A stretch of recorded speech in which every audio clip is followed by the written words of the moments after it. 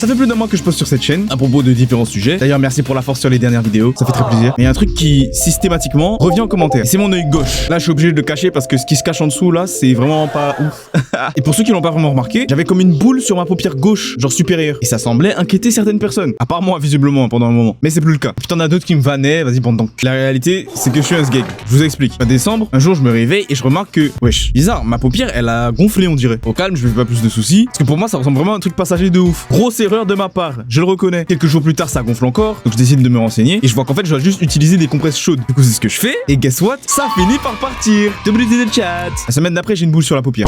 Et là, il y a une différence. Et c'est ça qui a tout changé au niveau de mon rapport avec ce truc. C'est que la grosseur que j'avais, elle me faisait mal, tu vois. Et là, la boule ne me faisait absolument pas mal. Je ne sentais rien. Le souci, c'est que du coup, j'oubliais de continuer à mettre les compresses. À tel point qu'il pouvait se passer des semaines sans que j'agisse sur quoi que ce soit. Là, je finis par me dire que c'est rien. Et que j'aurais qu'à aller voir un médecin généraliste. Et il va me donner des antibiotiques. Et ça sera plié. Donc je laisse un peu de temps passer et j'y vais. Mais j'ai mentionné qu'à ce moment-là, on est déjà en mars ou pas. Bref, j'arrive chez le médecin, c'est fermé. Et en plus, je dois attendre tout le week-end. Yo! Le lundi, du coup, je suis venu trop tard, il prenait plus personne.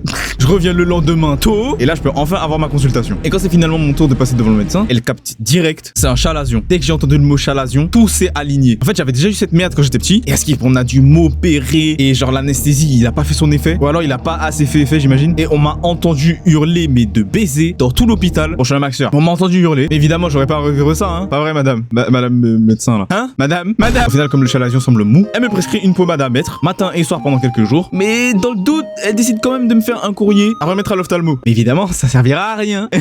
Une fois le traitement à la pommade fini, rien n'a bougé. C'est toujours aussi gros, carrément ça a gonflé un peu. Au final, je vais pas revoir l'ophtalmo. GG. Et c'est enquisté, double GG. Il me prescrit à nouveau la même pommade, plus des gouttes qui me brûlaient de baisser à mettre dans les deux yeux. Et devinez quoi? Ça n'a rien changé. À mon prochain rendez-vous, ce même ophtalmo devait me dire si je devais me faire charcuter ou pas. Ah oui, on en est là. C'est arrivé plutôt vite et finalement le verdict, c'est que je vais me faire découper. Wouh! Yes! Je vais revivre mon calvaire d'enfance d'il y a 10 ans. Vraiment, c'est génial. Mais bon, après, il y a eu des avancées techniques et médicales qui feront que j'aurai pas si mal que ça. Non? Bon, vas-y, vous vous demandez peut-être ça ressemble à quoi les photos de l'opération? Ça ressemble à ça. Et non, je vais rien montrer. Oui, c'est flouté parce que je ne peux pas mettre ça sur YouTube. Et je vous déconseille d'aller chercher. Mais il y a un truc que j'ai pas noté là en fait. Si vous voyez, il y a quelques jours, on voyait le pu sur le bord du truc. Vraiment, tu voyais une tache jaune de pu. Genre, tu savais que c'était du pu. Donc, comme si le truc était prêt à péter. Et genre, qu'est-ce qui s'est passé? J'étais sur mon PC et je venais pour me gratter l'œil. Et du coup, je fais exactement ce mouvement. Genre, je fais ça comme ça. Vraiment, j'ai fait ça. Genre, je me suis fait un hop comme ça. Et à la seconde où j'ai fait ça, je retire ma main et il y a une goutte de pu dans ma main. Une seule goutte, genre vraiment une seule. Pas un truc gore de ouf ou je sais pas quoi. Là, je regarde ma main, je me dis, mais j'arrive pas là, c'est du pu. Moi, je vois ça et je vais direct voir ma mère. Je dis, je crois que ça a explosé carrément là. Et au final, c'était bien le cas. J'avais un putain de trou béant. Bon, j'abuse un peu. Mais j'avais un trou dans la paupière. Du coup, ma mère, elle a commencé à purger, elle a fait sortir. Donc, ça veut dire que j'aurais peut-être pas besoin de faire une incision. Yo!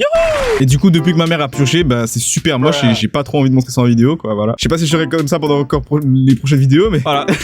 Enfin bref, pour ce qui me concerne dans l'instant, j'attends de voir comment la situation évolue. En tout cas, si j'ai une seule leçon à retenir de tout ce bordel, c'est d'arrêter de remettre les choses au lendemain. Parce que si j'avais traité ce bail jour 1, là aujourd'hui ça serait un souvenir. Mais non, fallait que je sois un sgeg. Au moins cette vidéo elle aura servi à un truc. Vous allez arrêter de me casser les clairs en commentaire, à me dire pourquoi ton œil il est bizarre, et ton œil ton œil il est moche. Va te faire en voilà. Abonne-toi à la chaîne pour pas rater ce qui va se passer dans les prochains jours, mon frère. On rush les 10 000 abonnés avant le 31 avril. Et voilà la famille, je vous fais plein de gros bisous. Allez, ciao ciao.